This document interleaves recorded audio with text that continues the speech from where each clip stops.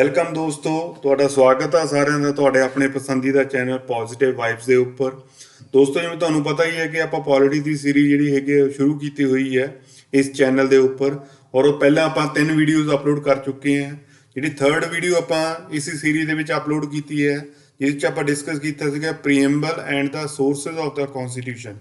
ਸੋ ਅੱਜ ਵਾਲੀ ਵੀਡੀਓ ਦੇ ਵਿੱਚ ਕੀ ਕਰਨਾ, ਉਸੇ ਟੌਪਿਕ ਦੇ ਬੇਸ 'ਚ ਆਪਾਂ ਡਿਸਕਸ ਕੀ ਕਰਨਾ ਹੈ, MCQ ਡਿਸਕਸ ਕਰਨ ਜਾ ਰਹੇ ਹਾਂ। ਸੋ ਪਹਿਲਾ ਕੁਐਸਚਨ ਆਪਾਂ ਸਟਾਰਟ ਕਰਦੇ ਹਾਂ। ਪਹਿਲੇ ਕੁਐਸਚਨ ਕੀ ਹੈ, ਇਨ ਵਿਚ amendment the word socialist, secular and integrity of the nation were added to the preamble of the Constitution of India।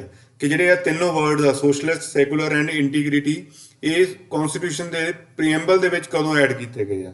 ਤਾਂ ਇਹਦਾ ਪਹਿਲੇ ਆਪਾਂ ਆਨਸਰ ਟਿਕ ਕਰ ਲਈਏ। ਇਹਦਾ ਆਨਸਰ ਕੀ ਹੈ? 42nd amendment. ਔਰ 42nd ਅਮੈਂਡਮੈਂਟ ਕਦੋਂ ਹੋਈ ਸੀਗੀ? 1976 ਦੇ ਵਿੱਚ। ਠੀਕ ਹੈ, ਇਹਦੇ 'ਚ ਆਪਾਂ 3 ਵਰਡ ਆਪਾਂ ਐਡ ਕਰਤੇ ਸੀਗੇ ਪ੍ਰੀਐਮਬਲ ਦੇ ਵਿੱਚ। ਉਸ ਤੋਂ ਬਾਅਦ ਕੀ ਹੈ, ਆਪਣੇ ਕੋਲ ਜਿਹੜੀਆਂ ਆਪਸ਼ਨਸ ਹੈਗੀਆਂ ਨੇ B, C ਐਂਡ D, ਇਹ ਵੀ ਆਪਾਂ ਥੋੜ੍ਹੀ ਥੋੜ੍ਹੀ ਡਿਸਕਸ ਕਰ ਲੈਂਦੇ ਹਾਂ। 44th ਅਮੈਂਡਮੈਂਟ ਜਿਹੜੀ ਕਦੋਂ ਹੋਈ ਸੀਗੀ? 1978। ਠੀਕ ਹੈ, ਕੌਣ ਸੀ ਉਸ ਟਾਈਮ ਪ੍ਰਾਈਮ ਮਿਨਿਸਟਰ? ਕੌਣ ਸੀਗਾ? ਪ੍ਰਾਈਮ ਮਿਨਿਸਟਰ ਵਾਸ ਮੋਰਾਰਜੀ ਦੇਸਾਈ। ਠੀਕ ਹੈ, ਜਨਤਾ ਗਵਰਨਮੈਂਟ ਸੀਗੇ ਔਰ ਮੋਰਾਰਜੀ ਦੇਸਾਈ ਉਦੋਂ ਕੀ ਸੀਗਾ? Prime minister. ਮੇਜਰ ਗੱਲ ਇਹਦੇ ਵਿੱਚ ਕੀ ਹੋਈ ਸੀਗੀ 44th ਅਮੈਂਡਮੈਂਟ ਦੇ ਵਿੱਚ, ਕਿ ਜਿਹੜਾ ਆਪਣਾ ਫੰਡਾਮੈਂਟਲ ਰਾਈਟ ਸੀਗਾ, ਰਾਈਟ ਟੂ ਪ੍ਰੋਪਰਟੀ, ਉਹਨੂੰ ਆਪਾਂ ਕੀ ਕਰਤਾ ਸੀਗਾ? ਫੰਡਾਮੈਂਟਲ ਰਾਈਟਸ ਦੀ ਲਿਸਟ ਤੋਂ ਬਾਹਰ ਕਰਤਾ ਸੀਗਾ। ਔਰ ਹੁਣ ਆਪਣੇ ਉਸ ਪਹਿਲੇ ਆਪਣੇ ਕੋਲ ਫੰਡਾਮੈਂਟਲ ਰਾਈਟਸ ਕਿੰਨੇ ਸੀਗੇ? 7, ਬਟ ਹੁਣ ਆਪਣੇ ਕੋਲ ਕਿੰਨੇ ਹੈ ਟੋਟਲ? 6 ਫੰਡਾਮੈਂਟਲ ਰਾਈਟਸ ਹੈ। ਠੀਕ ਹੈ, ਜਦੋਂ ਫੰਡਾਮੈਂਟਲ ਰਾਈਟਸ ਪੜਾਂਗੇ ਆਪਾਂ ਉਦੋਂ ਉਹ 6 ਦੇ 6 ਆਪਾਂ ਡਿਸਕਸ ਕਰ ਲੈਣੇ ਆ। ਉਸ ਤੋਂ ਬਾਅਦ ਕੀ ਹੈ? 31st ਅਮੈਂਡਮੈਂਟ ਦੇ ਵਿੱਚ ਆਪਣੇ ਕੋਲ ਕੀ ਪਹਿਲੀ ਗੱਲ ਤਾਂ ਹੋਈ ਕਦੋਂ ਸੀਗੀ? ਇਹ 1973। ਤਾਂ ਇਹਦੇ ਵਿੱਚ ਹੋਇਆ ਕੀ ਸੀਗਾ ਕਿ ਜਿਹੜੀ ਲੋਕ ਸਭਾ ਦੀ ਸਟਰੈਂਥ ਹੈ ਉਹਨੂੰ ਆਪਾਂ ਕੀ ਕਰਤਾ ਸੀਗਾ? ਇਨਕਰੀਜ਼ ਕਰਤਾ ਸੀਗਾ। 525 ਤੋਂ ਵਧਾ ਕੇ ਆਪਾਂ ਕਿੰਨੀ ਕਰਤੀ ਸੀਗੀ? 545। ਠੀਕ ਹੈ, ਤਾਂ ਇਹ ਵੀ ਇੰਪੋਰਟੈਂਟ ਹੈ, ਕਦੀ ਨਾ ਕਦੀ ਤੁਹਾਨੂੰ ਕੁਐਸਚਨ ਆ ਜਾਏਗਾ ਕਿ ਜਿਹੜੀ ਲੋਕ ਸਭਾ ਦੀ ਸਟਰੈਂਥ 525 ਤੋਂ ਵਧਾ ਕੇ 545 ਕਿਹੜੀ ਅਮੈਂਡਮੈਂਟ ਵਿੱਚ ਹੋਈ ਹੈ? 31st ਅਮੈਂਡਮੈਂਟ ਦੇ ਵਿੱਚ। ਔਰ ਇਹ ਕਿਹੜੇ ਸਾਲ 'ਚ ਹੋਈ ਸੀ? 1973 ਦੇ ਵਿੱਚ। ਔਰ ਜਿਹੜੀ 18th ਅਮੈਂਡਮੈਂਟ ਹੈ ਇਹ ਕਿਤੇ ਨਾ ਕਿਤੇ ਪੰਜਾਬ ਨਾਲ ਰਿਲੇਟਡ ਹੈ। ਇਹਦੇ ਵਿੱਚ ਆਪਾਂ ਕੀ ਕੀਤਾ ਸੀਗਾ 18th ਅਮੈਂਡਮੈਂਟ ਦੇ ਵਿੱਚ? ਇਹ ਹੋਈ ਕਦੋਂ ਸੀਗੀ? ਪਹਿਲੀ ਗੱਲ ਤਾਂ 1966 ਦੇ ਵਿੱਚ। ਔਰ ਕੀ ਕੀਤਾ ਸੀਗਾ ਕਿ ਪੰਜਾਬ ਨੂੰ ਆਪਾਂ ਰੀਆਰਗਨਾਈਜ਼ ਕਰਤਾ ਸੀਗਾ। ਪੰਜਾਬ ਤੋਂ ਆਪਾਂ ਕੀ ਬਣਾ ਲਿਆ ਸੀਗਾ? ਪਹਿਲਾਂ ਬਣ ਗਿਆ ਪੰਜਾਬ, ਫਿਰ ਉਸ ਤੋਂ ਬਾਅਦ ਹਰਿਆਣਾ, ਔਰ ਨਾਲ ਕੀ ਆਪਣੇ ਕੋਲ ਬਣ ਗਿਆ ਚੰਡੀਗੜ੍ਹ। ਠੀਕ ਹੈ, ਇਹ ਕਿਸ ਅਮੈਂਡਮੈਂਟ ਦੇ ਅਧੀਨ ਬਣਿਆ? ਆਪਣੇ ਕੋਲੇ 18th ਅਮੈਂਡਮੈਂਟ ਦੇ ਅਧੀਨ। ਠੀਕ ਹੈ, ਤਾਂ ਇਸ ਕੁਐਸਚਨ ਦਾ ਜਿਹੜਾ ਆਨਸਰ ਆ ਉਹ ਆਪਣੇ ਕੋਲ ਕੀ ਹੈ? 42nd amendment of the constitution. Next question, for which one of the following judgements of the Kesavananda Bharati of the Supreme Court of India, the Keshav Nanda Bharati versus State of India case is considered a landmark। Basically ਇਹਨੇ ਪੁੱਛਿਆ ਕੀ ਹੈ ਕਿ ਕੇਸ਼ਵ ਨੰਦਾ ਭਾਰਤੀ ਦੇ ਵਿੱਚ ਜਿਹੜਾ decision ਹੋਇਆ ਸੀਗਾ supreme court ਦਾ, ਉਹ ਡਿਸੀਜਨ ਆਪਣੇ ਕੋਲ ਕੀ ਆਇਆ ਸੀਗਾ? ਦੇਖੋ, ਜਦੋਂ ਆਪਾਂ ਪ੍ਰੀਐਮਬਲ ਦੀਆਂ ਅਮੈਂਡਮੈਂਟਸ ਜਾਂ ਜਿਹੜੇ ਉਹਦੇ ਕੋਰਟ ਕੇਸਿਸ ਆਪਾਂ ਡਿਸਕਸ ਕਰ ਰਹੇ ਸੀਗੇ, ਤਾਂ ਉੱਥੇ ਆਪਾਂ 2 ਕੇਸੇ ਡਿਸਕਸ ਕੀਤੇ ਸੀਗੇ। ਇੱਕ ਤਾਂ ਸੀਗਾ ਕੇਸ਼ਵ ਨੰਦਾ ਭਾਰਤੀ ਕੇਸ ਜਿਹੜਾ ਹੋਇਆ ਸੀਗਾ 1973 ਦੇ ਵਿੱਚ, ਔਰ ਦੂਸਰਾ ਆਪਾਂ ਕੀ ਕੀਤਾ ਸੀਗਾ? ਇੱਕ ਆਪਾਂ ਜਿਹੜਾ ਕੇਸ ਡਿਸਕਸ ਕੀਤਾ ਸੀਗਾ ਉਹ ਬੇਰੂਵਾਰੀ ਯੂਨੀਅਨ ਕੇਸ। ਔਰ ਇਹ ਕਦੋਂ ਹੋਇਆ ਸੀਗਾ ਆਪਣੇ ਕੋਲੇ? ਇਸ ਤੋਂ ਪਹਿਲੇ 1960 ਦੇ ਵਿੱਚ। ਬਟ ਹੁਣ ਇਹ 'ਚ ਦੇਖ ਲੈਂਦੇ ਇਹ 'ਚ ਹੋਇਆ ਕੀ ਹੈ। ਕੇਸ਼ਵ ਨੰਦਾ ਭਾਰਤੀ ਜਿਹੜਾ ਕੇਸ ਸੀਗਾ, ਇਹਦੇ ਵਿੱਚ ਸੁਪਰੀਮ ਕੋਰਟ ਦਾ ਕੀ ਡਿਸੀਜਨ ਰਿਹਾ ਹੈਗਾ?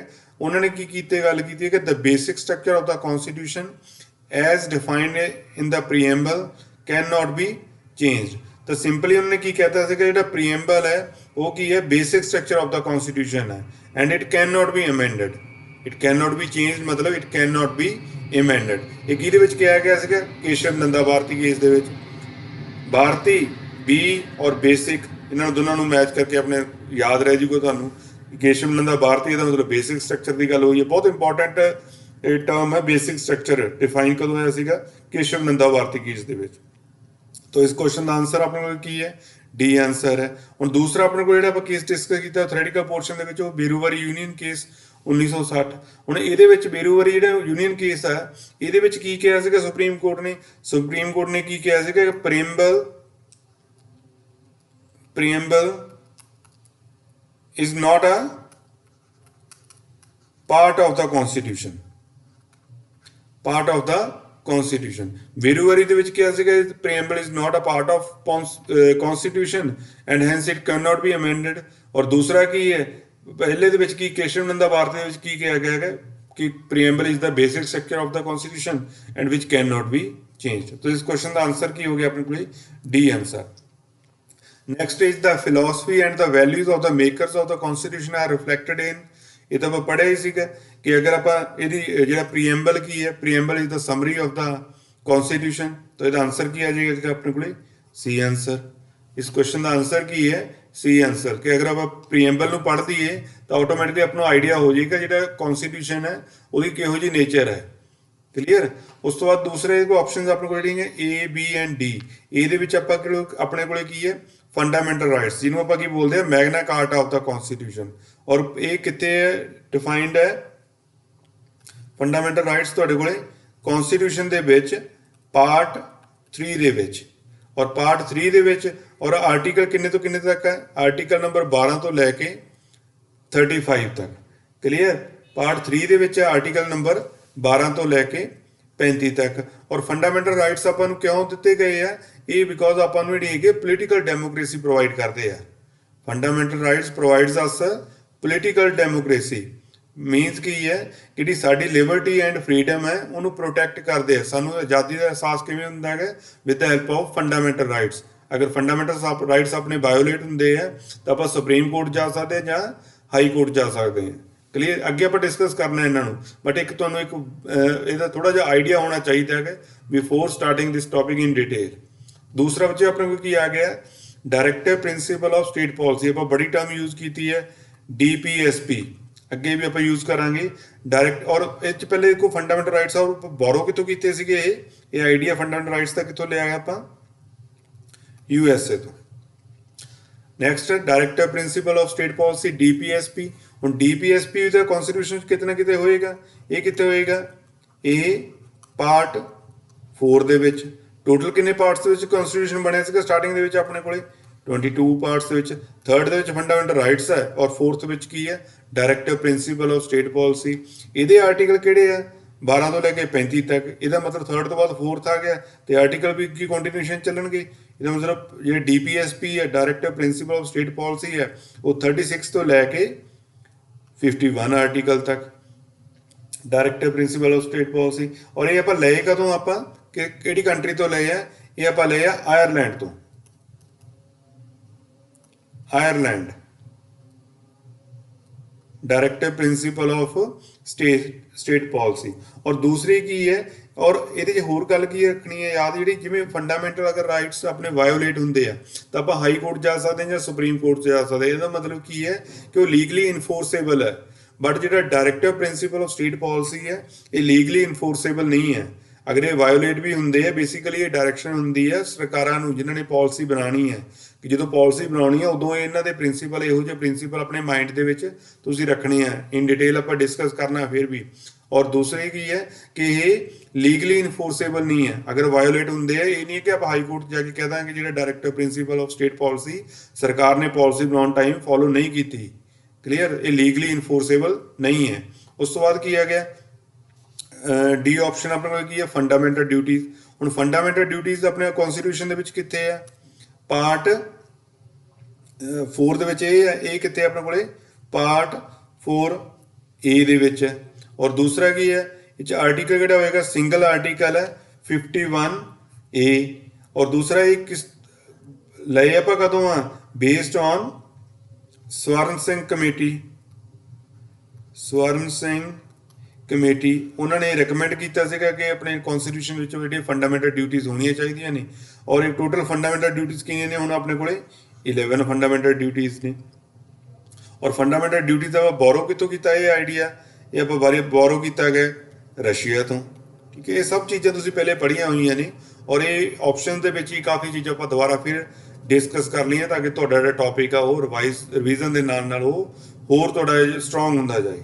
ਕਨਸੈਪਟਸ ਵੀ ਤੁਹਾਡੇ ਕਲੀਅਰ ਹੁੰਦੇ ਜਾਣ ਔਰ ਟੌਪਿਕਸ ਜਿਹੜਾ ਫੈਕਚੁਅਲ ਡਾਟਾ ਉਹ ਵੀ ਤੁਹਾਡਾ ਕਲੀਅਰ ਹੁੰਦਾ ਜਾਏ. ਨੈਕਸਟ ਜਿਹੜੀ ਹੈਗੀ ਹੈ ऑप्शन नेक्स्ट अपने में क्वेश्चन की है which of the following term is not used in the preamble of the constitution. ਦੇਖੋ ਪ੍ਰੀਐਂਬਲ ਦੇ ਵਿੱਚ ਆਪਾਂ ਕੁਝ ਕੀਵਰਡਸ ਕੀਤੇ ਸੀ ਜਿਹੜੀਆਂ ਡਿਫਰੈਂਟ ਸਲਾਈਡਸ ਬਣੀਆਂ ਹੋਈਆਂ ਸੀਗੀਆਂ ਜਾਂ ਪਿਕਚਰ ਦੇ ਵਿੱਚ ਡਿਫਾਈਨਡ ਡਿਸਪਲੇ ਕੀਤੇ ਹੋਏ ਸੀਗੇ ਆਪਣੇ ਕੋਲੇ। ਉਹ ਕੀਵਰਡਸ ਕੀ ਸੀਗੇ? ਸਭ ਤੋਂ ਪਹਿਲਾ ਕੀਵਰਡ ਆਪਾਂ ਯੂਜ਼ ਕੀ ਕੀਤਾ ਸੀਗਾ? ਸੋਵਰਨ। ਸੋਵਰਨ ਦਾ ਮਤਲਬ ਕੀ ਸੀਗਾ ਕਿ ਜਿਹੜੇ ਅਸੀਂ ਆਜ਼ਾਦ ਹੋ ਗਏ ਆ, ਇੰਟਰਨਲ ਔਰ ਐਕਸਟਰਨਲ ਡਿਸੀਜਨ ਅਸੀਂ ਆਪਣੇ ਆਪ ਲਵਾਂਗੇ। ਇਟ ਮੀਨਸ ਕਿ we are no more part of any nation, ਸਾਡੇ ਉੱਪਰ ਕੋਈ ਵੀ ਹੋਰ ਨਹੀਂ ਹੈ, ਅਸੀਂ ਪੂਰੀ ਤਰ੍ਹਾਂ ਆਜ਼ਾਦ ਆ। ਦੂਸਰਾ ਆਪਣੇ ਕੋਲ ਕੀ ਸੀਗਾ? ਸੋਸ਼ਲਿਸਟ ਆਇਆ ਸੀਗਾ। ਤੀਸਰਾ ਆਪਣੇ ਕੋਲ ਕੀ ਆਇਆ ਸੀਗਾ? ਸੈਕੂਲਰ। ਇਹਦਾ ਮਤਲਬ ਕੀ ਸੀਗਾ ਕਿ ਧਰਮ ਨਿਰਪੱਖ, ਸਾਡਾ ਕੋਈ ਵੀ ਆਪਣਾ ਧਰਮ ਸਟੇਟ ਜਿਹੜਾ ਹੈਗਾ ਕਿ ਨੇਸ਼ਨ ਦਾ ਕੋਈ ਵੀ ਆਪਣਾ ਧਰਮ ਨਹੀਂ ਹੋਏਗਾ। ਲੋਕਾਂ ਕੋਲ ਲਿਬਰਟੀ ਹੈ, ਜਿਹੜਾ ਵੀ ਉਹਨਾਂ ਨੂੰ ਧਰਮ ਪਸੰਦ ਆ ਉਹਨੂੰ ਉਹ ਪੂਜ ਸਕਦੇ ਆ। ਨੈਕਸਟ ਆਪਣੇ ਕੋਲ ਕੀ ਹੈ? ਡੈਮੋਕ੍ਰੈਟਿਕ। ਡੈਮੋਕ੍ਰੈਟਿਕ ਦਾ ਮਤਲਬ ਕੀ ਹੈ? ਡੈਮੋਕ੍ਰੈਟਿਕ ਮੀਨਸ ਕਿ ਜਿਹੜੀ ਮੇਨ ਸਭ ਤੋਂ ਪਾਵਰਫੁਲ ਕੌਣ ਆ? ਲੋਕ ਆ, ਜਿਹਨੂੰ ਵੀ ਲੋਕ ਚਾਹਣਗੇ ਉਹਨੂੰ ਚੁਣਨਗੇ। ਉਸ ਤੋਂ ਰਿਪਬਲਿਕ ਦਾ ਮਤਲਬ ਕੀ ਹੈ? ਫਿਫਥ ਵਨ ਆਪਣੇ ਕੋਲ ਕੀ ਆਇਆ ਸੀਗਾ? ਰਿਪਬਲਿਕ। ਰਿਪਬਲਿਕ ਦਾ ਮਤਲਬ ਕੀ ਹੈ? ਜਿਹੜਾ ਹੈਡ ਆਫ ਦਾ ਸਟੇਟ ਹੈ, ਜੋ ਪ੍ਰੈਜ਼ੀਡੈਂਟ ਹੈ, ਉਹ ਕੀ ਆਪਣੇ ਕੋਲੇ ਇਲੈਕਟਡ ਪ੍ਰੈਜ਼ੀਡੈਂਟ ਹੈ। ਇਹ ਨਹੀਂ ਹੈ ਹਾਇਰਾਰਕੀ ਦੇ ਥਰੂ ਨਹੀਂ ਆਇਆ ਉਹ ਕਿਸੇ ਦੇ, ਠੀਕ ਹੈ। ਮੋਨਾਰਕ ਨਹੀਂ ਹੈ ਉਹ ਕੀ ਹੈ ਆਪਣੇ ਕੋਲੇ? ਕੀ ਹੈ? Elected head of the state ਹੈ ਪ੍ਰੈਜ਼ੀਡੈਂਟ। ਇਟ ਮੀਨਸ ਕਿ ਇਹ ਪੰਜੋ ਵਰਡਸ ਤਾਂ ਆਏ ਵੀ ਆਪਣੇ ਕੋਲ ਪ੍ਰੀਐਂਬਲ ਦੇ ਵਿੱਚ। ਫਿਰ ਕਿਹੜਾ ਨਹੀਂ ਆਇਆ? ਯੂਨੀਅਨ ਨਹੀਂ ਆਇਆ। ਸੋ ਆਨਸਰ ਕੀ ਹੈ? ਡੀ। ਇਸ ਕੁਐਸਚਨ ਦਾ ਆਨਸਰ ਕੀ ਬਣ ਗਿਆ ਆਪਣੇ ਕੋਲੇ? D answer. Next, liberalism is a symbol of. ਹੁਣ ਦੇਖੋ ਲਿਬਰਲ ਦਾ ਪਹਿਲੇ ਕੀ ਮੀਨਿੰਗ ਹੁੰਦਾ ਹੈ? ਲਿਬਰਲ ਦਾ ਮਤਲਬ ਕੀ ਹੁੰਦਾ ਹੈ ਕਿ we are accepting different opinion and kinds of behaviours. ਲੋਕਾਂ ਦਾ ਡਿਫਰੈਂਟ ਆਪਾਂ ਰਹਿ ਲੈ ਰਹੇ ਹਾਂ ਤੇ ਜਿਹੜਾ ਉਹਨਾਂ ਦਾ ਬਿਹੇਵੀਅਰ ਉਹਨੂੰ ਵੀ ਆਪਾਂ ਐਕਸੈਪਟ ਕਰ ਰਹੇ। ਇਟ ਮੀਨਸ ਕਿਤੇ ਨਾ ਕਿਤੇ ਆਪਾਂ ਉਹਨੂੰ ਫਰੀडम ਦੇ ਰਹੇ ਹਾਂ, socially, politically and economically. So answer ਕੀ ਆ ਗਿਆ ਆਪਣੇ ਕੋਲੇ? C, freedom of social, political and economic. ਇਹਨੂੰ ਲਿਬਰਟੀ ਨਾਲ ਕਨਫਿਊਜ਼ ਨਹੀਂ ਕਰਨਾ। ਲਿਬਰਟੀ ਇਜ਼ ਸਮਥਿੰਗ ਐਲਸ, ਠੀਕ ਹੈ, ਉਹ ਕੁਝ ਹੋਰ ਚੀਜ਼ ਹੈ। ਬਟ ਇੱਥੇ ਕੀ ਹੈ? ਲਿਬਰਲਿਜ਼ਮ ਬੋਲਿਆ ਹੋਇਆ ਹੈਗਾ, ਉਹਦਾ ਮਤਲਬ ਕੀ ਹੈ ਕਿ ਆਪਾਂ ਨੂੰ ਫਰੀडम ਦੇ ਰਹੇ ਆ। ਸੋਸ਼ਲ ਫਰੀडम ਕੀ ਹੈ? ਪੋਲੀਟੀਕਲ ਐਂਡ ਇਕਨੋਮਿਕ ਫਰੀडम, ਠੀਕ ਹੈ। ਉਸ ਤੋਂ ਬਾਅਦ ਏ ਬੀ ਡੀ ਆਨਸਰ ਆਪਾਂ ਨੂੰ ਡਿਸਕਸ ਕਰਨ ਦੀ ਜ਼ਰੂਰਤ ਨਹੀਂ option. Next is how many times has the preamble of the constitution been amended. ਕਿੰਨੇ ਵਾਰ ਅਮੈਂਡ ਹੋਇਆ ਗਿਆ? ਇਹ ਤਾਂ ਸਭ ਨੂੰ ਹੀ ਪਤਾ ਹੈ ਕਿ ਸਿੰਗਲ ਟਾਈਮ ਅਮੈਂਡ ਹੋਇਆ ਗਿਆ। ਕਿਹੜੀ ਅਮੈਂਡਮੈਂਟ ਸੀਗੀ? 42ਵੀਂ ਅਮੈਂਡਮੈਂਟ। ਕਦੋਂ ਹੋਈ ਸੀਗੀ? 1976 ਦੇ ਵਿੱਚ। ਕੀਤਾ ਕੀ ਸੀਗਾ? 3 ਵਰਡਸ ਐਡ ਕੀਤੇ ਸੀਗੇ, socialist, secular and integrity. Clear? ਇਹ ਤਾਂ ਬਿਲਕੁਲ ਸਿੰਪਲ ਕੁਐਸਚਨ ਆ। ਦੇਖੋ ਮੇਰੀ ਇਹਦੇ 'ਚ ਕੀ ਹੈ, ਇਹ 'ਚ ਕੋਸ਼ਿਸ਼ ਇਹੀ ਹੈ ਵੀ ਜਿਹੜੇ ਬੱਚਿਆਂ ਨੂੰ ਨਹੀਂ ਆਉਂਦਾ ਉਹਨਾਂ ਨੂੰ ਥੋੜਾ ਬਹੁਤ ਸਮਝ ਆ ਜਾਏ ਤਾਂ ਕਿ ਉਹ ਤੁਰਨਾ ਸਿੱਖ ਲੈਣ। ਜਦੋਂ ਤੁਰਨ ਲੱਗ ਗਏ ਤਾਂ ਦੌੜਨਾ ਉਹਨਾਂ ਨੇ ਲੱਗ ਜਾਣਾ। ਦੌੜਨ ਲੱਗ ਗਏ ਤਾਂ ਫਿਰ ਤੁਹਾਡੇ ਤੋਂ ਵੀ ਅੱਗੇ ਨਿਕਲ ਜਾਣਾ ਜਿਨ੍ਹਾਂ ਨੂੰ ਥੋੜੀ ਬਹੁਤ ਇਸ ਚੀਜ਼ ਦੀ ਨੌਲੇਜ ਹੈ, ਠੀਕ ਹੈ। ਤਾਂ ਇਹਦੀ ਬੇਸਿਕ ਨੌਲੇਜ ਪਹਿਲੇ ਬੇਸਿਕਸ ਕਲੀਅਰ ਕਰ ਲਓ, ਉਸ ਤੋਂ ਬਾਅਦ ਆਟੋਮੈਟਿਕਲੀ ਚੀਜ਼ਾਂ ਇਹਨੂੰ ਆਪਾਂ ਕੰਪਲੀਕੇਟ ਤਾਂ ਜਦੋਂ ਮਰਜ਼ੀ ਕਰ ਲਈਏ, ਡਿਫਿਕਲਟ ਤੋਂ ਡਿਫਿਕਲਟ ਲੈਵਲ ਤੱਕ ਵੀ ਆਪਾਂ ਡਿਸਕਸ ਕਰਾਂਗੇ। ਬਟ ਹਲੇ ਕੀ ਹੈ, ਤੁਹਾਡਾ ਸਟਾਰਟਿੰਗ ਹੈ। ਮੈਂ ਤਾਂ ਇਹ ਅਸਿਊਮ ਕਰੂੰਗਾ ਕਿ ਅਗਰ ਜੇ ਕਿਸੇ ਨੂੰ ਨੌਲੇਜ ਨਹੀਂ ਹੈ ਉਹ ਉਹਨਾਂ ਉਹਦੇ ਕੀ ਜਸਟ ਉਹਨੂੰ ਤੁਰਨਾ ਆ ਜਾਏਗਾ, ਪਰ ਇਹ ਕਿ ਕਦਮ ਉਹਨਾਂ ਦੇ ਠੀਕ ਹੋਣੇ ਚਾਹੀਦੇ ਹੈ। They should be on the right path, ਠੀਕ ਹੈ। Next question, consider the following statement about the preamble of the constitution. ਇਹ ਕੀ ਇੱਕ ਸਟੇਟਮੈਂਟਸ ਆਪਾਂ ਮਲਟੀਪਲ ਸਟੇਟਮੈਂਟ ਆਨਸਰ ਆਏਗਾ ਇਹਦੇ ਵਿੱਚ, ਉਹਨੂੰ ਡਿਸਕਸ ਕਰਨਾ ਹੈ ਤੇ ਦੇਖਣਾ ਕਿ ਪ੍ਰੀਐਂਬਲ ਦੇ ਨਾਲ ਕਿਹੜੀ ਰਿਲੇਟਡ ਹੈ। The objective resolution proposed by the Pandit Nehru ultimately became the preamble. ਦੇਖੋ ਇਹ ਸਟੇਟਮੈਂਟ ਕੀ ਹੈ ਤੁਹਾਡੀ, ਬਿਲਕੁਲ ਠੀਕ ਹੈ। ਇਹਦਾ ਮਤਲਬ ਕੀ ਹੈ ਕਿ ਜਿਹੜਾ ਆਬਜੈਕਟਿਵ ਰੈਜ਼ੋਲੂਸ਼ਨ 1946 ਦੇ ਵਿੱਚ ਇੰਟਰੋਡਿਊਸ ਕੀਤਾ ਸੀਗਾ ਜਵਾਹਰ ਲਾਲ ਨਹਿਰੂ ਨੇ in the first session of the constitution assembly ਦੇ ਵਿੱਚ, ਤਾਂ ਉਹੀ ਅੱਗੇ ਜਾ ਕੇ ਆਪਣਾ ਕੋਈ ਕੀ ਬਣ ਗਿਆ, ਪ੍ਰੀਐਂਬਲ ਬਣ ਗਿਆ। ਬਿਲਕੁਲ ਠੀਕ ਹੈ।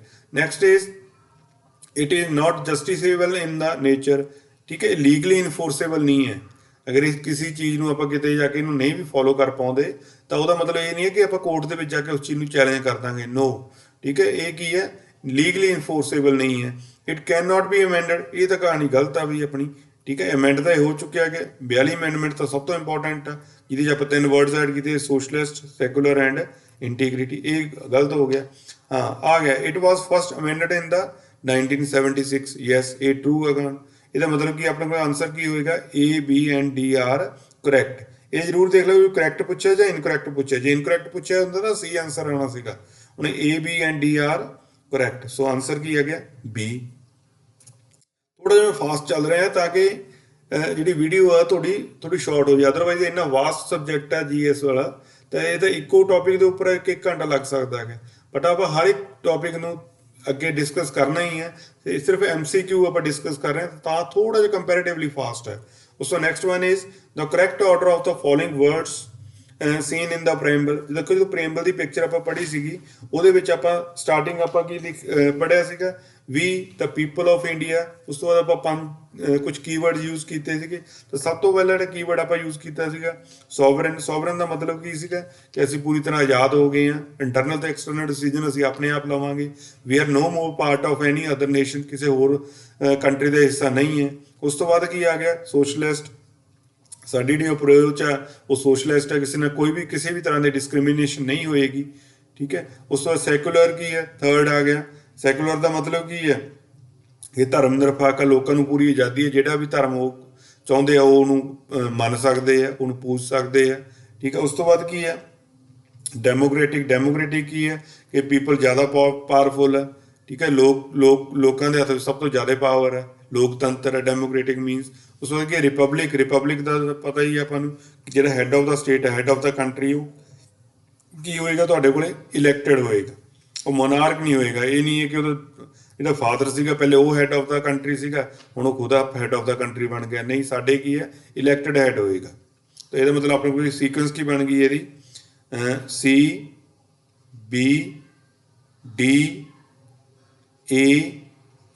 ਚੈੱਕ ਕਰੋ ਕਿੱਥੇ ਹੈ, CBDAE ਪਹਿਲੀ ਆਪਸ਼ਨ ਹੀ ਹੈ, ਠੀਕ ਹੈ। ਤਾਂ ਇਹਦਾ ਆਨਸਰ ਕੀ ਆ ਗਿਆ, ਫਸਟ ਆਨਸਰ।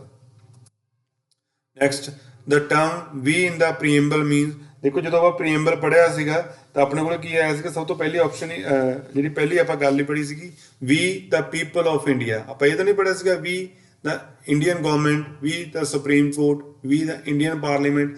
ਪੜ੍ਹਿਆ ਕੀ ਸੀ ਆਪਾਂ, we the people of India. ਤਾਂ ਇਟ ਮੀਨਸ ਕਿ ਵੀ ਕੀ ਰਿਪਰੈਜ਼ੈਂਟ ਕਰ ਰਿਹਾ ਇੱਥੇ, ਪੀਪਲ ਆਫ ਇੰਡੀਆ ਨੂੰ ਰਿਪਰੈਜ਼ੈਂਟ ਕਰ ਰਿਹਾ ਹੈ। So D is the correct answer. Next, where is the objective of social justice articulated ਇਨ ਦਾ ਕੌਨਸਟੀਟਿਊਸ਼ਨ। ਇਹ ਤਾਂ ਪਤਾ ਹੀ ਆਪਾਂ ਨੂੰ ਕਿ ਸੋਸ਼ਲ ਜਸਟਿਸ ਆਪਾਂ ਕਿੱਥੇ ਪੜ੍ਹਿਆ ਹੈਗਾ, ਪ੍ਰੀਐਮਬਲ ਦੇ ਵਿੱਚ ਪੜ੍ਹਿਆ ਹੈਗਾ, ਕਲੀਅਰ। ਔਰ ਜਿਹੜੀਆਂ ਦੂਸਰੀਆਂ ਆਪਣੇ ਕੋਲ ਹੈਗੀਆਂ ਨੇ ਇਨ ਫੰਡਾਮੈਂਟਲ ਰਾਈਟਸ। ਫੰਡਾਮੈਂਟਲ ਰਾਈਟਸ ਤੁਹਾਨੂੰ ਪਹਿਲਾਂ ਦੱਸ ਹੀ ਦਿੱਤੇ ਆ ਕਿ ਪਾਰਟ 3 ਦੇ ਵਿੱਚ ਹੈਗੇ ਆ, ਔਰ ਇਹ ਕੀ ਆ, ਔਰ ਆਰਟੀਕਲ ਉਹਦੇ ਬਣਦੇ ਆ 12 ਤੋਂ ਲੈ ਕੇ 35 ਤੱਕ, 15 ਔਰ 16 ਵੀ ਉਸੇ ਦੇ ਪਾਰਟ ਆ। ਜਦੋਂ ਫੰਡਾਮੈਂਟਲ ਰਾਈਟਸ ਪੜ੍ਹਾਂਗੇ ਆਪਾਂ ਉਦੋਂ ਇਨ ਡਿਟੇਲ ਆਪਾਂ ਇਸ ਚੀਜ਼ ਨੂੰ ਡਿਸਕਸ ਕਰਾਂਗੇ। ਹੁਣ ਇਹਨੇ ਪੁੱਛਿਆ ਗਿਆ ਸੋਸ਼ਲ ਜਸਟਿਸ ਪੁੱਛਿਆ ਗਿਆ, ਤਾਂ ਜਸਟਿਸ ਆਪਾਂ 3 ਤਰ੍ਹਾਂ ਦਾ ਪ੍ਰੀਐਮਬਲ ਪ੍ਰੋਵਾਈਡ ਕਰਦਾ, ਸੋਸ਼ਲ, ਇਕਨੋਮਿਕ ਐਂਡ ਪੋਲੀਟੀਕਲ। ਇਹ ਆਪਾਂ ਪਹਿਲੇ ਪੜ੍ਹ ਚੁੱਕੇ ਹਾਂ। So answer is D. Next, the term fraternity in the preamble of the Indian Constitution means a sense of। ਇਹਦਾ ਮਤਲਬ ਕੀ ਹੈ, ਇਸ ਵਰਡ ਦਾ ਮੀਨਿੰਗ ਕੀ ਹੈ, ਇਸ ਵਰਡ ਦਾ ਮੀਨਿੰਗ ਕੀ ਹੈ, ਜਿਹੜਾ ਆਪਾਂ ਬੋਲਦੇ ਹਾਂ ਆਪਸੀ ਭਾਈਚਾਰਾ। ਆਪਸੀ ਭਾਈਚਾਰਾ ਦਾ ਮਤਲਬ brotherhood. So answer is D. Next, which one of the following liberty is not included in the preamble of the constitution. ਦੇਖੋ ਜਦੋਂ ਆਪਾਂ ਲਿਬਰਟੀ ਪੜ੍ਹੀ ਸੀ ਤਾਂ 5 ਤਰ੍ਹਾਂ ਦੀ ਲਿਬਰਟੀ ਆਪਾਂ ਨੂੰ ਜਿਹੜਾ ਪ੍ਰੀਐਮਬਲ ਪ੍ਰੋਵਾਈਡ ਕਰਦਾ ਹੈ। ਲਿਬਰਟੀ ਆਫ ਥਾਟ, ਯੈਸ ਇਹ ਤਾਂ ਹੈਗਾ ਇਹਦੇ ਚ present. Liberty of expression, yes ਇਹ ਵੀ ਪ੍ਰੈਜ਼ੈਂਟ ਹੈ। ਲਿਬਰਟੀ ਆਫ ਬਿਲੀਫ, ਇਹ ਵੀ ਪ੍ਰੈਜ਼ੈਂਟ ਹੈ। ਲਿਬਰਟੀ ਆਫ ਫੇਥ, ਨਹੀਂ ਲਿਬਰਟੀ ਆਫ ਫੇਥ ਨਹੀਂ ਇਹਦੇ ਚ ਹੈ। Liberty of worship, Liberty of worship ਨਹੀਂ ਹੈ। ਇਕਨੋਮਿਕ ਲਿਬਰਟੀ ਨਹੀਂ, ਇਕਨੋਮਿਕ ਲਿਬਰਟੀ ਤਾਂ ਕਿਤੇ ਵੀ ਨਹੀਂ ਪੜ੍ਹਿਆ। ਇਹਦਾ ਮਤਲਬ ਇਹਦਾ ਆਨਸਰ ਕੀ ਹੈ, ਡੀ ਆਨਸਰ। 5 ਤਰ੍ਹਾਂ ਦੀ ਲਿਬਰਟੀ ਆਪਾਂ ਨੂੰ ਪ੍ਰੋਵਾਈਡ ਕਰਦਾ ਪ੍ਰੀਐਮਬਲ ਦੇ ਵਿੱਚ। Liberty of thought, Liberty of expression, Liberty of belief, Liberty of faith and Liberty of worship. So answer is D. Next is what is meant when the constitution declare India is a secular state। ਇਹ ਆਪਾਂ ਪਹਿਲੇ ਵੀ discuss ਕਰ ਚੁੱਕੇ ਹਾਂ। Secular ਦਾ ਮਤਲਬ ਕੀ ਹੈ, ਧਰਮ ਨਿਰਪੱਖ। ਲੋਕਾਂ ਦਾ ਜਿਹੜਾ ਸਟੇਟ ਹੈ, ਸਟੇਟ ਜਾਂ ਕੰਟਰੀ ਹੈ, ਉਹਦਾ ਕੋਈ ਵੀ ਆਪਣਾ ਧਰਮ ਨਹੀਂ ਹੋਏਗਾ। ਇਹ ਲੋਕਾਂ ਦੀ ਫਰੀडम ਦਿੱਤੀ ਗਈ ਹੈ, ਲੋਕਾਂ ਨੂੰ ਲਿਬਰਟੀ ਦਿੱਤੀ ਗਈ ਹੈ ਕਿ ਉਹ ਕਿਸੇ ਵੀ ਧਰਮ ਨੂੰ ਮੰਨ ਸਕਦੇ ਆ। The state regards religion as a private affair of the citizen. Citizen ਦਾ ਆਪਣਾ ਡਿਸੀਜਨ ਹੋਏਗਾ, private affair. And does not discriminate on the basis, ਠੀਕ ਹੈ। ਕਿਸੇ ਵੀ ਧਰਮ ਨੂੰ ਆ, ਚਾਹੇ ਉਹ ਹਿੰਦੂ ਆ, ਚਾਹੇ ਸਿੱਖ ਹੈ, ਚਾਹੇ ਈਸਾਈ ਹੈ, ਉਹਦੇ ਨਾਲ ਇਸ ਧਰਮ ਦੇ ਨਾਮ ਤੇ ਕੋਈ ਵੀ ਡਿਸਕ੍ਰਿਮੀਨੇਸ਼ਨ ਨਹੀਂ ਹੋਏਗਾ। ਤਾਂ ਆਨਸਰ ਕੀ ਹੈ ਕਿ ਇੰਡੀਆ ਕੀ ਹੈ, is a secular state. C is the correct answer. Okay, next ਕੀ ਹੈ, ਵਾਟ ਇਜ਼ ਦਾ ਐਗਜ਼ੈਕਟ। ਬੜਾ ਲੰਬਾ ਜਿਹਾ ਕੁਐਸਚਨ ਹੈ, ਬਟ ਇਹਦਾ ਮਤਲਬ ਕੀ ਇਹ ਹੋਇਆ ਹੈਗਾ, ਸਿੰਪਲ ਤੁਹਾਨੂੰ ਦੱਸ ਦਿੰਦਾ ਕਿ ਜਦੋਂ ਆਪਾਂ ਕੌਨਸਟੀਟਿਊਸ਼ਨ ਨੂੰ ਇਨ ਇਫੈਕਟ ਆਪਾਂ ਕਦੋਂ ਲੈ ਕੇ ਆਏ ਇਫੈਕਟ ਦੇ ਵਿੱਚ, 26 ਜਨਵਰੀ 1950 ਨੂੰ। ਤਾਂ ਉਦੋਂ ਆਪਣੇ ਕੋਲ ਕਿਹੜੇ ਕਿਹੜੇ ਕੀਵਰਡਸ ਇਹਦੇ ਵਿੱਚ ਸੀਗੇ। Sovereignty yes, democratic yes, republic yes, but ਜਿਹੜਾ ਸੈਕੂਲਰ ਐਂਡ ਸੋਸ਼ਲਿਸਟ ਨਹੀਂ ਹੈ। ਇਹ ਕਿਉਂ ਹੈ? ਕਿਉਂਕਿ ਇਹ ਆਪਾਂ 42ਵੀਂ ਅਮੈਂਡਮੈਂਟ ਨਾਲ ਐਡ ਕੀਤਾ ਹੈਗਾ। ਤੇ ਇਹਦਾ ਆਨਸਰ ਕੀ ਆ ਜਾਏਗਾ ਆਪਣੇ ਕੋਲੇ? ਬੀ ਆਨਸਰ ਆ ਜਾਏਗਾ। ਠੀਕ ਹੈ, ਉਹੀ ਚੀਜ਼ ਹੈ ਪ੍ਰੀਐਮਬਲ ਦਾ ਜਿਹੜਾ ਸਿੰਗਲ ਪੇਜ ਸੀਗਾ, ਸਿੰਗਲ ਪੇਜ ਨੂੰ ਹੀ ਆਪਾਂ ਵਾਰ-ਵਾਰ ਡਿਸਕਸ ਕਰੀ ਜਾ ਰਹੇ ਹਾਂ ਇਸ ਦੇ ਵਿੱਚ। Next question is republic means ultimate power is held by. ਠੀਕ ਹੈ, ਰਿਪਬਲਿਕ ਦਾ ਮਤਲਬ ਕੀ ਹੈ ਕਿ ਜਿਹੜੀ ਸਭ ਤੋਂ ਜ਼ਿਆਦਾ ਪਾਵਰਫੁਲ ਕੌਣ ਹੈ ਇਹਦੇ ਵਿੱਚ? ਪਾਵਰਫੁਲ ਤਾਂ ਵੀ ਫਿਰ ਲੋਕ ਹੀ ਆ ਜਿਹੜੇ ਇਲੈਕਟ ਕਰਦੇ ਆ। ਕਿਹਨੂੰ ਇਲੈਕਟ ਕਰਦੇ ਆ? ਰਿਪਬਲਿਕ ਦਾ ਮਤਲਬ ਕੀ ਹੈ ਕਿ ਹੈਡ ਆਫ ਦਾ ਜਿਹੜਾ ਸਟੇਟ ਹੈ ਇਲੈਕਟਡ ਹੈਡ ਆ ਆਪਣੇ ਕੋਲੇ। ਠੀਕ ਹੈ, ਉਹ ਇਲੈਕਟ ਆਪਾਂ ਕਿਵੇਂ ਕਰਦੇ ਆ? ਕੌਣ ਇਲੈਕਟ ਕਰਦਾ ਹੈਗਾ? ਦ ਪੀਪਲ ਆਫ ਇੰਡੀਆ। ਠੀਕ ਹੈ, ਇਹਦੇ ਚ ਕੀ ਆਨਸਰ ਕੀ ਹੈ? B is the correct answer. Next is universal adult franchise shows that India is a country which is a socialist। ਠੀਕ ਹੈ, ਇਹਦਾ ਯੂਨੀਵਰਸਲ ਅਡਲਟ ਫਰੈਂਚਾਈਜ਼ ਦਾ ਮਤਲਬ ਕੀ ਹੈ ਕਿ ਜਦੋਂ ਕੋਈ ਵੀ ਪਰਸਨ 18 ਸਾਲ ਦਾ ਹੋ ਜਾਂਦਾ ਹੈਗਾ, ਇਰਰਿਸਪੈਕਟ ਆਫ देयर ਜੈਂਡਰ, ਠੀਕ ਹੈ, ਚਾਹੇ ਉਹ ਮੇਲ ਹੈ ਚਾਹੇ ਉਹ ਫੀਮੇਲ ਹੈ, ਉਹਨੂੰ ਆਪਾਂ ਕੀ ਪ੍ਰੋਵਾਈਡ ਕਰ ਦਿੰਦੇ ਹਾਂ? Voting rights. ਠੀਕ ਹੈ, ਇਹਨਾਂ ਵੋਟਿੰਗ ਰਾਈਟਸ ਨੂੰ ਆਪਾਂ ਕੀ ਬੋਲਦੇ ਹਾਂ? Universal adult franchise. ਠੀਕ ਹੈ, ਇਹ ਕੀ ਆਪਣੇ ਕੋਲੇ ਰਿਪਰੈਜ਼ੈਂਟ ਕੀ ਕਰਦਾ ਹੈ ਕਿ ਅਗਰ ਆਪਾਂ ਇਦਾਂ ਦੀ ਕੋਈ ਫੀਚਰ ਦੇ ਰਹੇ ਹਾਂ, ਫੈਸਿਲਿਟੀ ਦੇ ਰਹੇ ਹਾਂ, ਇਹ ਕੀ ਹੈ? It means we are socialist, ਹੈ ਨਾ। ਇੱਕ ਆਪਾਂ ਐਕਟ ਪੜ੍ਹਿਆ ਸੀਗਾ, ਐਕਟ 1919 ਵਾਲਾ। ਠੀਕ ਹੈ, ਉਹਦੇ ਵਿੱਚ ਕੀ ਸੀਗਾ? ਲੋਕਾਂ ਨੂੰ 10% ਫਰੈਂਚਾਈਜ਼ ਦਿੱਤੀ ਹੋਈ ਸੀ। ਇਹਦਾ ਮਤਲਬ ਕੀ ਹੈ ਕਿ 10% population of the country he voting ਦੇ ਵਿੱਚ ਪਾਰਟਿਸਿਪੇਟ ਕਰ ਸਕਦੇ ਸੀਗੇ, ਸਾਰੇ ਨਹੀਂ ਪਾਰਟਿਸਿਪੇਟ ਕਰ ਸਕਦੇ ਸੀਗੇ। ਠੀਕ ਹੈ, ਬਟ ਹੁਣ ਆਪਣੇ ਕੋਲ ਕੀ ਹੈ? Universal adult franchise. ਜਿਵੇਂ ਕੋਈ ਬੰਦਾ 18 ਸਾਲ ਦਾ ਹੁੰਦਾ ਹੈਗਾ, ਵਿਦਾਊਟ ਐਨੀ ਡਿਸਕ੍ਰਿਮੀਨੇਸ਼ਨ ਉਹਨੂੰ ਕੀ ਮਿਲ ਜਾਂਦੇ ਆ? Voting rights. ਤੋਂ ਇਹ ਰਿਪਰੈਜ਼ੈਂਟ ਕੀ ਕਰਦਾ? ਇਹ ਰਿਪਰੈਜ਼ੈਂਟ ਕੀ ਕਰਦਾ? ਜਿਹੜਾ ਇੰਡੀਅਨ ਕਨਸਟੀਟਿਊਸ਼ਨ ਹੈਗਾ ਉਸ ਕੀ ਹੈ? ਸੋਸ਼ਲਿਸਟ ਹੈ। ਠੀਕ ਹੈ, ਇਹ ਵੀ ਇੱਕ ਫੀਚਰ ਹੈ। Next is which of the following feature has been adopted from the constitution of USA by the makers of the Indian constitution। ਦੇਖੋ USA ਤੋਂ ਆਪਾਂ ਕੀ ਲਿਆ ਗਿਆ ਇਹ? ਠੀਕ ਹੈ, ਜਿਹੜੇ ਸੋਰਸਿਸ ਆ ਕਿਤੋਂ ਬੋਰੋ ਕੀਤੇ ਆ। USA ਤੋਂ ਆਪਾਂ ਪਹਿਲਾਂ ਕੀ ਕੀਤਾ ਗਿਆ? ਫੰਡਾਮੈਂਟਲ ਰਾਈਟਸ ਆ ਗਏ, ਜੁਡੀਸ਼ੀਅਲ ਰਿਵਿਊ ਆ ਗਿਆ, ਰਿਮੂਵਲ ਆਫ ਦਾ ਜੱਜਸ ਆਫ ਦਾ ਸੁਪਰੀਮ ਕੋਰਟ, ਅਗਰ ਹਾਈ ਕੋਰਟ ਆ ਉਹ ਵੀ ਆਪਾਂ USA ਤੋਂ ਲਿਆ ਗਿਆ। ਇਹਦਾ ਮਤਲਬ ਕਰੈਕਟ ਆਨਸਰ ਆਪਣੇ ਕੋਲ ਕੀ ਆ ਗਿਆ? all of the above। ਠੀਕ ਹੈ, all of these। so D is the correct answer। next is which one of the following is the biggest source of the constitution। ਹੁਣ ਜਿਹੜਾ ਇੰਡੀਆ ਦਾ ਜਿਹੜਾ ਕਨਸਟੀਟਿਊਸ਼ਨ ਹੈ ਉਹਦਾ ਜਿਹੜਾ ਬਿਗੇਸਟ ਸੋਰਸ ਕੀ ਹੈ? ਉਹ ਆਪਾਂ ਕੱਲ੍ਹ ਵਾਲੇ ਲੈਕਚਰ ਪਹਿਲੇ ਵਾਲੀ ਵੀਡੀਓ ਦੇ ਵਿੱਚ ਦੇਖਿਆ ਸੀਗਾ ਕਿ ਜਿਹੜਾ 75% ਆਫ ਦਾ ਕਨਸਟੀਟਿਊਸ਼ਨ ਉਹ ਆਪਾਂ ਕਿੱਥੋਂ ਲਿਆ ਹੈਗਾ, ਕਿੱਥੋਂ ਡਰਾਈਵ ਕੀਤਾ ਗਿਆ? ਉਹ ਕੀਤਾ ਗਿਆ ਗਵਰਨਮੈਂਟ ਆਫ ਇੰਡੀਆ ਐਕਟ 1935, ਜਿਹੜਾ ਆਪਣੇ ਆਪ ਦੇ ਵਿੱਚ ਵੀ ਕਾਫੀ ਵੱਡਾ ਕਨਸਟੀਟਿਊਸ਼ਨ ਜਿਹੜਾ ਸੀਗਾ ਉਹ ਐਕਟ ਸੀਗਾ। ਹੁਣ ਜਦੋਂ ਇਹ ਵੱਡਾ ਹੈਗਾ, ਇਹਦਾ ਮਤਲਬ ਜਦੋਂ ਉਹਨੂੰ ਇਹ ਤੋਂ ਡਰਾਈਵ ਕੀਤਾ ਹੈਗਾ, ਇਹਦੇ ਵਿੱਚ ਤਾਂ ਆਪਾਂ 25% ਹੋਰ ਐਡ ਕਰਤਾ, ਤਾਂ ਇਸੇ ਕਰਕੇ ਆਪਣੇ ਕੋਲ ਜਿਹੜਾ ਆਪਣਾ ਕਨਸਟੀਟਿਊਸ਼ਨ ਉਹ ਕੀ ਬਣ ਗਿਆ? ਲੈਂਥੀਐਸਟ ਕਨਸਟੀਟਿਊਸ਼ਨ ਬਣ ਗਿਆ। ਠੀਕ ਹੈ, ਇੱਕ ਰੀਜ਼ਨ ਇਹਦਾ ਇਹ ਵੀ ਆਪਣੇ ਕੋਲ ਬਣ ਗਿਆ ਲੈਂਥੀਐਸਟ ਕਿਉਂ ਆਪਣਾ ਕਨਸਟੀਟਿਊਸ਼ਨ? ਤਾਂ ਉਹਦੇ ਵਿੱਚ ਕੀ ਹੈ ਕਿ ਜਿਹੜਾ ਗਵਰਨਮੈਂਟ ਆਫ ਇੰਡੀਆ ਐਕਟ ਸੀਗਾ ਉਹ 1935 ਵਾਲਾ, ਉਹ ਆਪਣੇ ਆਪ 'ਚ ਬਹੁਤ ਵੱਡਾ ਸੀਗਾ। ਹੁਣ ਵੱਡੇ 'ਚ ਆਪਾਂ ਹੋਰ ਚੀਜ਼ਾਂ ਐਡ ਕਰਨੀਆਂ ਤਾਂ ਹੁਣ ਹੋਰ ਵੱਡਾ ਹੋ ਗਿਆ ਹੈਗਾ, ਹੈ ਨਾ। ਦੂਸਰਾ ਇਹਦਾ ਰੀਜ਼ਨ ਇਹ ਵੀ ਸੀਗਾ ਵੀ ਜਿਹੜਾ ਇੰਡੀਆ ਦਾ ਜਿਹੜਾ ਏਰੀਆ ਸੀਗਾ ਉਹ ਜੋਗਰਾਫੀਕਲ ਏਰੀਆ ਕਾਫੀ ਸੀਗਾ, ਉਹਦੇ ਅਕੋਰਡਿੰਗਲੀ ਵੀ ਆਪਾਂ ਨੂੰ ਹਰ ਇੱਕ ਚੀਜ਼ ਨੂੰ ਆਪਾਂ ਇਹਨੂੰ ਐਡ ਕੀਤਾ, ਤਾਂ ਕਰਕੇ ਵੀ ਆਪਣਾ ਜਿਹੜਾ ਹੈਗਾ ਕਿ ਇਹ ਲੈਂਥੀ ਬਣ ਗਿਆ ਹੈਗਾ। ਕਲੀਅਰ? ਉਸ ਤੋਂ ਬਾਅਦ ਸੋ ਇਹਦਾ ਆਨਸਰ ਪਹਿਲਾਂ ਟਿਕ ਕਰਦੇ ਹਾਂ। ਇਹਦਾ ਆਨਸਰ ਆਪਣੇ ਕੋਲ ਕੀ ਹੈ? Answer government of India act 1935, B is the correct answer. ਠੀਕ ਹੈ, ਇੱਕ ਆਪਾਂ ਦੇਖੋ ਕਿ ਇੱਕ ਹੋਰ ਟਰਮ ਮੈਂ ਤੁਹਾਨੂੰ ਨਾਲ ਡਿਸਕਸ ਕਰਨੀ ਚਾਹੁੰਦਾ ਇੱਥੇ ਕਿ ਆਪਾਂ ਟਰਮ ਯੂਜ਼ ਕਰਦੇ ਹਾਂ ਜਿਹੜਾ ਇੰਡੀਆ ਦਾ ਜਾਂ USA ਦਾ ਕਨਸਟੀਟਿਊਸ਼ਨ ਹੈ ਉਹ ਕੀ ਹੈ? Written constitution. ਬਟ ਜਿਹੜਾ UK ਦਾ ਕੀ ਹੈ ਉਹ ਆਪਣੇ ਕੋਲ ਕੀ ਹੈ? ਰਿਟਨ ਕਨਸਟੀਟਿਊਸ਼ਨ ਨਹੀਂ ਹੈ, ਹੈ ਨਾ। ਇਹਦਾ ਮਤਲਬ ਕੀ ਹੈ ਵੀ ਉੱਥੇ ਕੁਝ ਵੀ ਲਿਖਤੀ ਕੁਝ ਵੀ ਨਹੀਂ ਹੈਗਾ ਕਿ ਉੱਥੇ ਕੁਝ ਵੀ ਉੱਥੇ ਲਿਖਤੀ ਨਹੀਂ, ਰਿਟਨ ਦੇ ਵਿੱਚ ਨਹੀਂ ਹੈ। ਇਹਦਾ ਮਤਲਬ ਸਾਰਾ ਕੁਝ ਡਿਜੀਟਲ ਹੈ ਉੱਥੇ ਨਹੀਂ, ਇਹਦਾ ਇਹ ਮਤਲਬ ਨਹੀਂ ਹੈ। ਦੇਖੋ ਉੱਥੇ ਵੀ ਰਿਟਨ ਹੈ ਬਟ ਉੱਥੇ ਕੀ ਹੈ ਜਿਹੜਾ ਕਨਸਟੀਟਿਊਸ਼ਨ ਨੂੰ ਕੀ ਹੈ ਆਪਾਂ ਈਜ਼ਲੀ ਉਹਨੂੰ ਕੀ ਕਰ ਸਕਦੇ ਆਪਾਂ? ਚੇਂਜ ਕਰ ਸਕਦੇ ਹਾਂ। ਉਹ 'ਚ ਕੋਈ ਅਮੈਂਡਮੈਂਟ ਕਰਨੀ ਹੈ ਤਾਂ ਉਹਦੇ ਲਈ ਕੋਈ ਜ਼ਿਆਦਾ ਉਹਦੇ ਪਾਲਿਸੀ ਜਾਂ ਜ਼ਿਆਦਾ ਪ੍ਰੋਸੀਜਰ ਫੋਲੋ ਕਰਨ ਦੀ ਜ਼ਰੂਰਤ ਨਹੀਂ ਹੈ। ਈਜ਼ਲੀ ਅਮੈਂਡੇਬਲ ਹੈ, ਈਜ਼ਲੀ ਚੇਂਜੇਬਲ ਹੈ, ਤਾਂ ਕਿ ਆਪਾਂ ਤਾਂ ਹੀ ਉਹਨੂੰ ਆਪਾਂ UK ਨੂੰ ਕੀ ਕਹਿੰਦੇ ਹਾਂ? UK ਦਾ ਜਿਹੜਾ ਕਨਸਟੀਟਿਊਸ਼ਨ ਹੈ ਕੀ ਹੈ ਉਹ ਰਿਟਨ ਕਨਸਟੀਟਿਊਸ਼ਨ ਨਹੀਂ ਹੈ। ਬਟ ਜਿਹੜਾ ਇੰਡੀਆ ਦਾ ਹੈਗਾ ਜਾਂ USA ਦਾ ਇਹ ਕੀ ਆਪਣੇ ਕੋਲ ਕੀ ਹੈ? ਰਿਟਨ ਕਨਸਟੀਟਿਊਸ਼ਨ ਹੈ। ਇਟ ਮੀਨਸ ਕੀ ਹੈ ਕਿ ਜਿਹੜੀ ਇਹਦੇ ਚ ਅਮੈਂਡਮੈਂਟ ਹੈ ਜਾਂ ਇਹਦੇ ਚ ਚੇਂਜਸ ਹੈ ਉਹ ਉਨਾ ਈਜ਼ੀਲੀ ਨਹੀਂ ਹੋ ਸਕਦੇ ਜਿੰਨਾ ਕੰਪੈਰੇਟਿਵਲੀ ਆਪਣੇ ਕੋਲੇ ਯੂਕੇ ਵਾਲੇ ਕਨਸਟੀਟਿਊਸ਼ਨ ਦੀਆਂ ਹੋ ਸਕਦੀਆਂ ਨੇ। ਕਲੀਅਰ। ਨੈਕਸਟ ਕੀ ਹੈ, ਨੈਕਸਟ ਜਿਹੜਾ ਹੈਗਾ question, which of the following countries has introduced the direct democracy. ਹੁਣ ਡਾਇਰੈਕਟ ਡੈਮੋਕ੍ਰੇਸੀ ਆਪਣੇ ਕੋਲ ਕੀ ਹੈ, ਕਿੱਥੇ ਹੈ, ਸਵਿਟਜ਼ਰਲੈਂਡ ਦੇ ਵਿੱਚ। ਇੰਡੀਆ ਦੇ ਵਿੱਚ ਕੀ ਹੈ, ਇਨਡਾਇਰੈਕਟ। ਦੇਖੋ ਇਹ ਡਾਇਰੈਕਟ ਡੈਮੋਕ੍ਰੇਸੀ ਨੂੰ ਆਪਾਂ ਦੋ ਪਾਰਟਸ ਦੇ ਵਿੱਚ ਡਿਵਾਈਡ ਕਰਦੇ ਹਾਂ। ਇੱਕ ਕੀ ਹੋਏਗੀ ਡਾਇਰੈਕਟ ਔਰ ਦੂਸਰੀ ਕੀ ਹੋਏਗੀ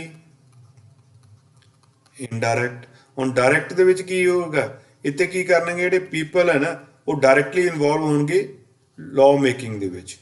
ਠੀਕ ਹੈ, ਜਦ ਵੀ ਕੋਈ ਲਾਅ ਬਣੇਗਾ ਪੀਪਲ ਡਾਇਰੈਕਟਲੀ ਪਾਰਟਿਸਿਪੇਟ ਕਰਨਗੇ ਔਰ ਉਹ ਲਾਅ ਮੇਕਿੰਗ ਹੋਏਗੀ। ਇਹ ਕਿੱਥੇ ਹੁੰਦਾ ਹੈਗਾ, ਸਵਿਟਜ਼ਰਲੈਂਡ ਦੇ ਵਿੱਚ। ਜਦੋਂ ਉੱਥੇ ਮਿਊਨਿਸਪਲ ਕਾਰਪੋਰੇਸ਼ਨ ਜਿਹੜੀਆਂ ਹੈਗੀਆਂ ਨੇ ਉਹਨਾਂ ਦੇ ਵਿੱਚ ਕੀ ਉਹਨਾਂ ਨੂੰ ਪੀਪਲ ਡਾਇਰੈਕਟਲੀ ਡਿਸੀਜਨ ਮੇਕਿੰਗ ਦੇ ਵਿੱਚ ਪਾਰਟਿਸਿਪੇਟ ਕਰਦੇ ਆ। ਠੀਕ ਹੈ, ਤਾਂ ਉੱਥੇ ਕੀ ਹੈ ਡਾਇਰੈਕਟ ਡੈਮੋਕ੍ਰੇਸੀ ਹੈ। ਡੈਮੋਕ੍ਰੇਸੀ ਮੀਨਸ ਜਿੱਥੇ ਲੋਕ ਪਾਰਟਿਸਿਪੇਟ ਕਰਦੇ ਆ, ਲੋਕ ਇਹਦੇ 'ਚ ਵੀ ਪਾਰਟਿਸਿਪੇਟ ਕਰਦੇ ਆ, ਇਹਦੇ 'ਚ ਵੀ ਕਰਦੇ ਆ, ਬਟ ਇਹਦੇ 'ਚ ਕੀ ਕਰ ਰਹੇ ਆ ਡਾਇਰੈਕਟ ਪਾਰਟਿਸਿਪੇਟ ਕਰਦੇ ਆ in case of direct democracy. ਹੁਣ ਇਨਡਾਇਰੈਕਟ ਵੀ ਆਪਣੇ ਕੋਲ ਫਰਦਰ ਦੋ ਤਰ੍ਹਾਂ ਦੀ ਹੋ ਜਾਂਦੀ ਹੈ। ਇੱਕ ਕੀ ਹੁੰਦੀ ਹੈ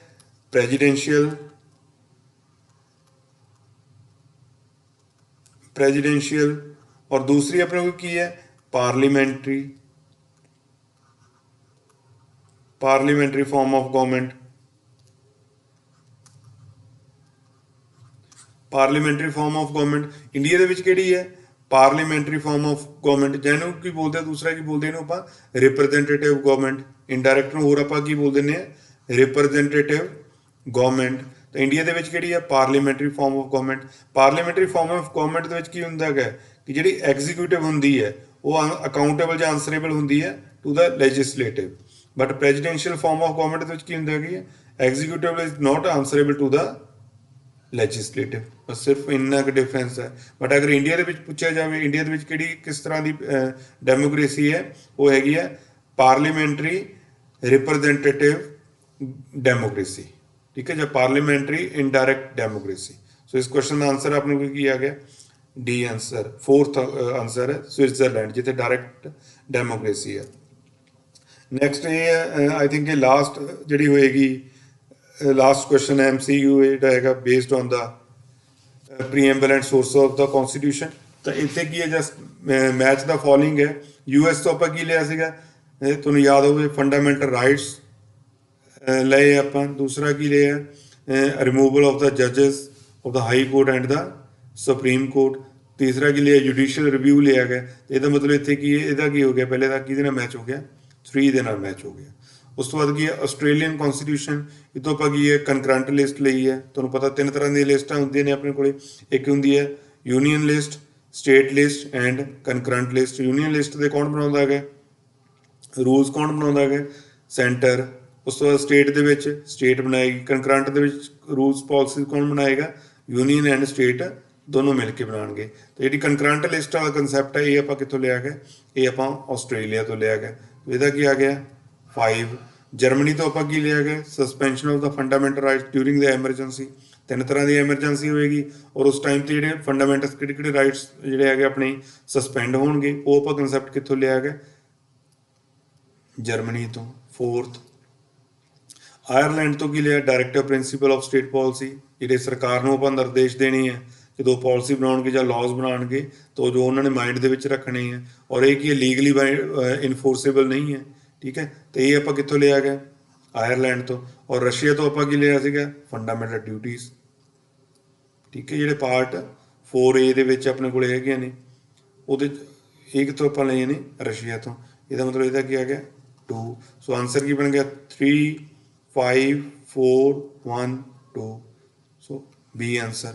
ਦੇਖੋ ਅਗਰ ਇਹਨੂੰ ਤੁਹਾਨੂੰ ਇਹ ਵੀ ਯਾਦ ਹੁੰਦਾ ਨਾ US ਕਨਸਟੀਟਿਊਸ਼ਨ ਤੋਂ ਆਪਾਂ ਫੰਡਾਮੈਂਟਲ ਰਾਈਟਸ ਲਏ ਆ ਤਾਂ ਤੀਜੇ ਤਾਂ ਪਹਿਲੇ ਤਾਂ ਇਹ ਕਿਹਨੂੰ ਮੈਚ ਕਰੂਗਾ 3rd ਨਾਲ। ਔਰ 3rd ਵਾਲੀ ਆਪਣੇ ਕੋਲ ਇੱਕੋ ਹੀ ਆਪਸ਼ਨ ਹੈ ਬਾਕੀ ਸਾਰੇ ਦੇ ਸਾਰੇ ਆਪਣੇ ਕੋਲ ਕੀ ਹੋ ਜਾਣੇ ਸੀ ਐਲੀਮੀਨੇਟ ਹੋ ਜਾਣੀਆਂ ਸੀਗੀਆਂ। ਇਹਨੂੰ ਕੀ ਬੋਲਦੇ ਆ ਐਲੀਮੀਨੇਸ਼ਨ ਮੈਥਡ। ਟਾਈਮ ਵੀ ਘੱਟ ਲੱਗਦਾ ਹੈਗਾ ਔਰ ਇੱਕੋ ਦੇ ਨਾਲ ਤੁਹਾਡਾ ਆਨਸਰ ਆ ਗਿਆ ਹੈਗਾ। ਕਲੀਅਰ। ਸੋ ਇਹ ਜਿਹੜੇ ਸੀਗੇ ਤੁਹਾਡੇ ਕੋਲ ਸੀਗੇ MCQ based on the preamble and the sources of the constitution. ਅਗਰ ਆਪਣਾ ਕੋਈ ਟੌਪਿਕ ਸਕਿਪ ਹੋ ਵੀ ਜਾਂਦਾ ਹੈ ਜਾਂ ਇਹਨਾਂ ਟੌਪਿਕ ਦੇ ਬੇਸਡ ਵੀ ਕੋਈ MCQ ਸਕਿਪ ਹੋ ਜਾਂਦਾ ਹੈ ਤਾਂ ਉਹਨੂੰ ਆਪਾਂ ਇੱਕ ਅਲੱਗ ਤੋਂ ਲੈਕਚਰ ਲੈ ਲਾਂਗੇ ਉਹਦੇ ਵਿੱਚ ਕੀ ਹੈ, ਸਾਰੇ ਦੇ ਸਾਰੇ ਜਿੰਨੇ ਵੀ ਸਕਿਪਟ ਟੌਪਿਕਸ ਆ ਜਾਂ ਜਿਹੜੇ ਡਿਸਕਸਡ ਟੌਪਿਕਸ ਆ ਉਹਦੇ ਕੋਈ ਸਕਿਪਟ ਕੁਐਸਚਨ ਨਹੀਂ, ਉਹ ਸਾਰੇ ਆਪਾਂ ਇੱਕੋ ਵੀਡੀਓ ਦੇ ਵਿੱਚ ਡਿਸਕਸ ਕਰ ਲਾਂਗੇ ਤਾਂ ਕਿ ਤੁਹਾਡਾ ਜਿਹੜਾ ਐਗਜ਼ਾਮ ਦੇ ਵਿੱਚ ਕੋਈ ਵੀ ਕੁਐਸਚਨ ਮਿਸ ਨਾ ਹੋਵੇ। ਸੋ ਅਗਰ ਤੁਹਾਨੂੰ ਵੀਡੀਓ ਪਸੰਦ ਆ ਰਹੀ ਹੈ ਤਾਂ ਸਭ ਤੋਂ ਪਹਿਲਾਂ ਤਾਂ ਜਿਹੜੇ ਬੱਚਿਆਂ ਨੇ ਇਹਨੂੰ ਚੈਨਲ ਨੂੰ ਸਬਸਕ੍ਰਾਈਬ ਨਹੀਂ ਕੀਤਾ ਉਹ ਸਬਸਕ੍ਰਾਈਬ ਕਰ ਲੈਣ। ਬਾਕੀ ਵੀਡੀਓ ਨੂੰ ਲਾਈਕ ਕਰੋ, ਕਮੈਂਟ ਕਰੋ ਔਰ ਸ਼ੇਅਰ ਕਰੋ ਤਾਂ ਕਿ ਇਹਦਾ ਜਿਹੜਾ ਫਾਇਦਾ ਹੈਗਾ ਵੱਧ ਤੋਂ ਵੱਧ ਸਟੂਡੈਂਟਸ ਨੂੰ ਅੱਗੇ ਮਿਲ ਸਕੇ। ਥੈਂਕ ਯੂ ਵੈਰੀ ਮਚ ਦੋਸਤੋ।